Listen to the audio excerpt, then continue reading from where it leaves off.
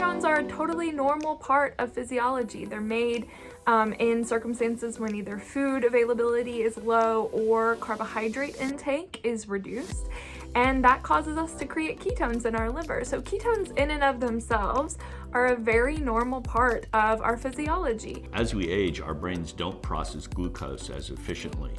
So even if you have enough glucose in the brain, your brain is not able to utilize the glucose that's available to it effectively. So it has low energy, put simply. And the ketones, if it has access to ketones, it'll process those first. So talking about leptin and ghrelin, those are both hormones that control satiety.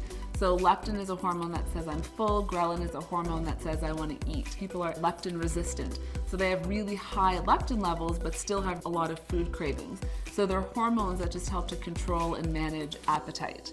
And what we have found is that beta-hydroxybutyrate, or BHB, can actually impact our leptin and ghrelin levels.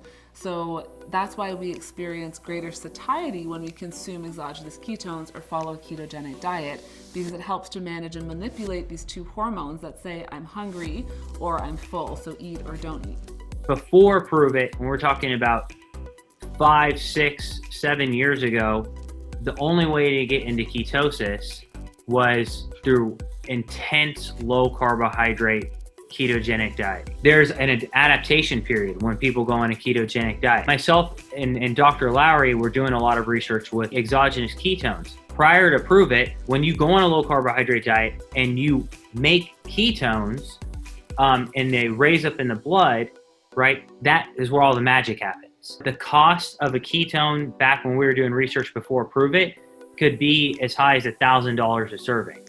Brian Underwood came along in the PRÜVIT team and basically said, we need to take this and be able to get it out to the masses. PRÜVIT, with engineering and innovation, was able to bring it onto the market, so it was very cheap per serving and it became affordable.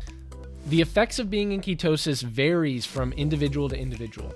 What we do know is that an elevation in ketones via exogenous ketone supplementation can happen in as quickly as 15 minutes. Compared to endogenous ketones, which usually takes days to weeks and typically involves battling through things like the keto flu, the feeling that you get from exogenous ketones happens a lot more rapidly.